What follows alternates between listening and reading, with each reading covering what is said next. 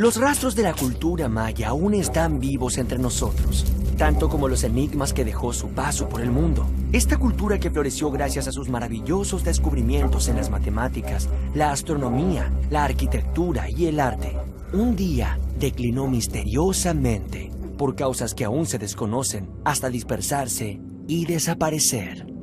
Lo que hoy llamamos civilización maya era, en realidad, un conjunto de muchos pueblos distintos que ocuparon parte de lo que hoy es Guatemala, Honduras, Belice y la península de Yucatán, en México. Les decimos mayas porque compartían un mismo idioma, un mismo calendario y una misma religión. Pero cada pueblo tenía su propia ciudad, su propio gobierno y sus propias riquezas. Los mayas estaban organizados en ciudades-estado. Nunca fueron un imperio gobernado por una gran ciudad capital. ¡Ah! Como en Atenas y Esparta. ¡Claro! Los griegos tenían la misma forma de organizarse. Las primeras ciudades mayas se construyeron hacia el año 400 a.C., es decir, en el mismo momento que Atenas y Esparta brillaban en la antigua Europa. Pero ¿saben una cosa?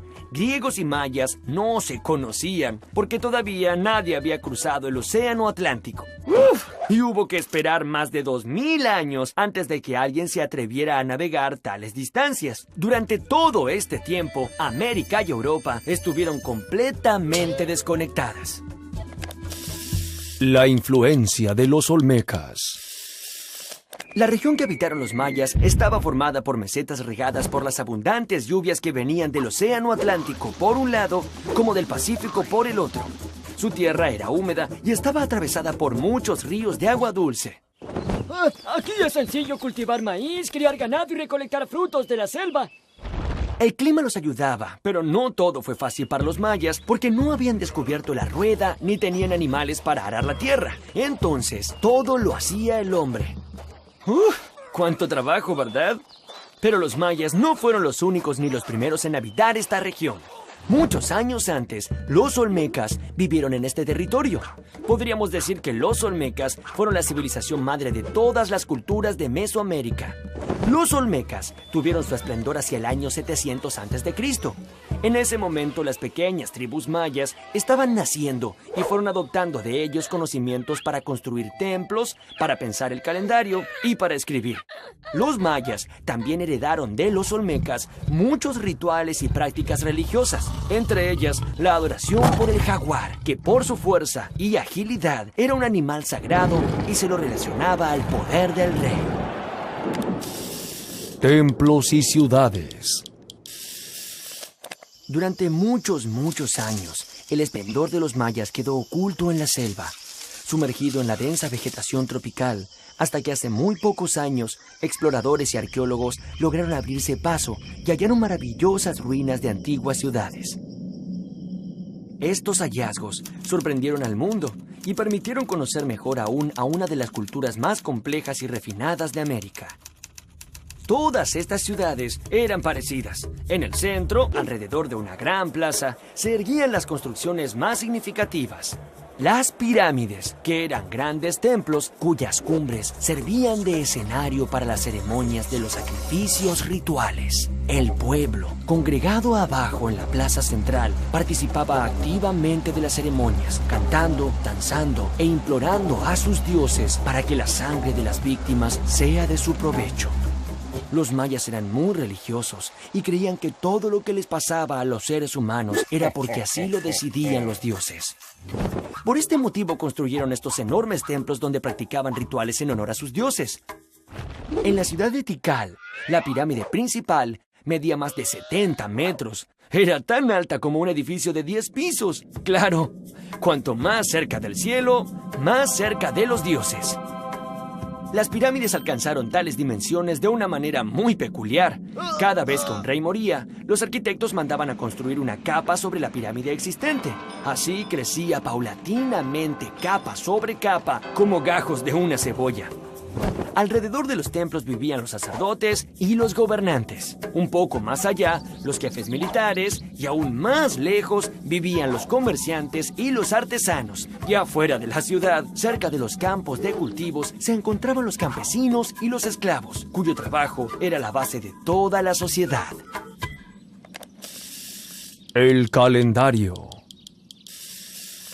Los mayas notaron que los astros del cielo iban cambiando de posición a lo largo de los días, pero cuando se cumplía un año, estos astros volvían a su posición original e iniciaban un nuevo ciclo. Digamos que observando la posición del sol, de la luna y de las estrellas, podían predecir en qué momento del año estaban, y por lo tanto, planificar los mejores días para la siembra y para la cosecha. Durante siglos se preocuparon para conocer más y más del cielo y de sus astros, a quienes consideraban poderosos dioses. Los mayas utilizaron a sus pirámides como observatorios astronómicos y fueron los sacerdotes los que acumularon todo ese saber. Con una paciencia minuciosa, los sacerdotes mayas elaboraron esta rueda que combina dos calendarios. El calendario Hab estaba basado en el ciclo solar y el calendario Solkin en los ciclos de la luna. El calendario solar de los mayas era de 365 días, igual que el nuestro. Sin embargo, su manera de entender el tiempo era totalmente diferente a la nuestra. Los mayas no creían que el tiempo fuera lineal, es decir, que fuera una línea recta sobre la que se montan los días uno tras otro y siempre hacia adelante. Para ellos, el tiempo no tenía ni principio ni fin. Cada año todo volvía a comenzar. Por eso, la forma de la rueda. Los mayas fueron los maestros de los números. Llegaron a hacer cálculos matemáticos que sobrepasaban los 1,000 millones. El dato que demuestra que ellos tuvieron un profundo conocimiento de las matemáticas es la utilización del cero, que era representado en forma de un caracol. Oye, pero si el cero no vale nada, entonces no cuenta. Tienes razón, Pipo. El cero equivale a nada. Es un concepto y no un número. Pero ¿sabes qué? Es tan importante que revolucionó las matemáticas y los mayas ya lo utilizaban unos 900 años antes de que los árabes introdujeran su uso en Europa. La creación del hombre. El Popol Vuh es el libro sagrado del pueblo quiché, descendientes de los mayas. En él se relata cómo los dioses Tepeu y Gucumatz se convirtieron en los dioses creadores y formadores. ¡Tierra! Dijeron, y al instante fue hecha, como por arte de magia. Luego hicieron los animales, los venados, los pájaros, los jaguares y las serpientes. Pero como esas criaturas no sabían hablar, no podían reconocer su dependencia a los dioses progenitores, invocándolos y orándolos. Los dioses resolvieron castigarlos y condenarlos a que su carne sea comida y sacrificada. Ante el fracaso de la primera creación, los dioses fabricaron otro ser. Esta vez lo hicieron con tierra y lodo, pero vieron que no estaba bien porque se deshacía. Estaba blando, no tenía movimiento ni fuerza. Rápidamente se humedeció dentro del agua y no se pudo sostener. Tepeu y Gucumatz estaban desilusionados, pero insistieron una vez más. Entonces consultaron a los adivinos cómo hacer el hombre, y estos dijeron: Conviene que se junte la madera y que ésta sea labrada por el Creador. Al instante, fueron hechos muñecos de madera, pero salieron tontos, sin corazón ni entendimiento. No se acordaban de su Creador y caminaban sin rumbo. Los dioses, muy enojados, mandaron un gran diluvio de lluvia negra como las tinieblas.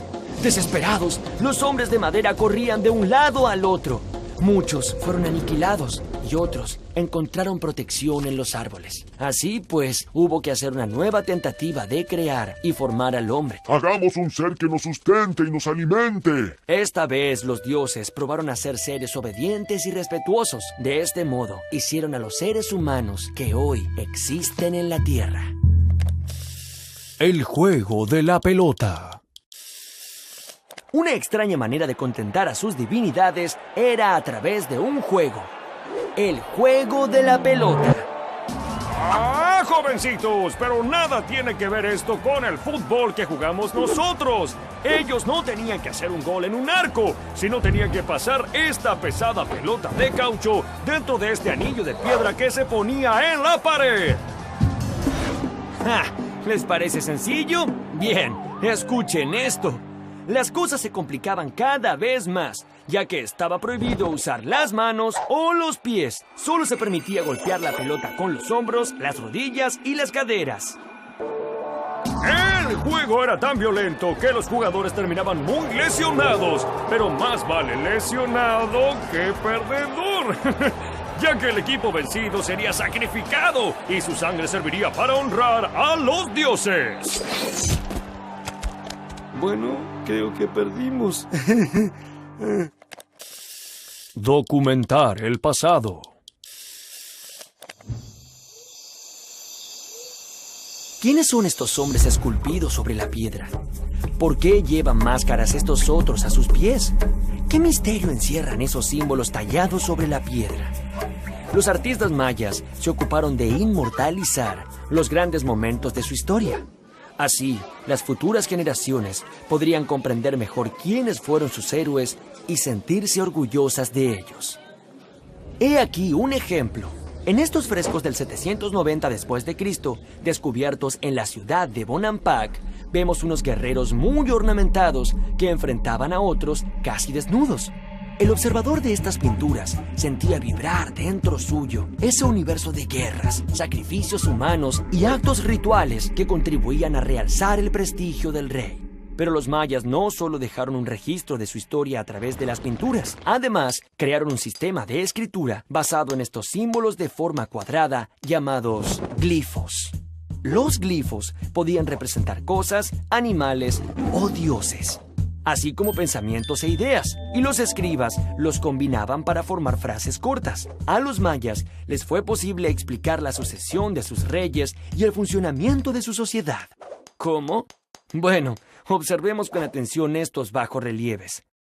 Cada elemento tallado sobre la piedra tiene su significado. Por ejemplo, estas personas enfrentadas eran reyes. Aquí vemos que uno le está dejando el poder a su sucesor. Y fíjense un detalle, alrededor de sus cabezas vemos tallados todos sus pensamientos. ¿Cómo le pasa a los personajes de mi revista de historietas? Sí, en eso los mayas también fueron unos adelantados. La misteriosa desaparición. A pesar del brillo que supo tener, la civilización maya tuvo un final inesperado. Hacia el año 900 después de Cristo, todas las ciudades fueron misteriosamente abandonadas. Algunos de sus habitantes se internaron en la selva hasta desvanecerse. Otros viajaron a Yucatán, donde crearon nuevas ciudades como las de Chichén Itzá, Mashapán y Uxmal. Atrás habían quedado muchas de sus posesiones y todo su esplendor. Los investigadores sostienen una teoría. En esos últimos años, una casta de gobernantes muy ambiciosos menospreciaron la sabiduría de sus antepasados. Entonces, olvidaron sus estudios y se ocuparon solo en engrosar su poderío militar, con el fin de dominar a las ciudades vecinas. Tantas guerras generaron muchas muertes y mucha destrucción. Varios años de sequía acompañaron a este desastroso panorama. Y esto generó tanta hambre que los sobrevivientes tuvieron que abandonar sus hogares y emigrar hacia nuevos horizontes. En el año 1527, cuando llegaron los españoles, unas pocas ciudades muy debilitadas se disputaban el poder del Yucatán. Pero no se crean que fue tan fácil para los españoles someter a estos pueblos. Como los mayas tenían muchas ciudades pero no poseían un gobierno centralizado, estos tuvieron que combatirlos pueblo por pueblo y se demoraron casi 200 años en conquistarlos.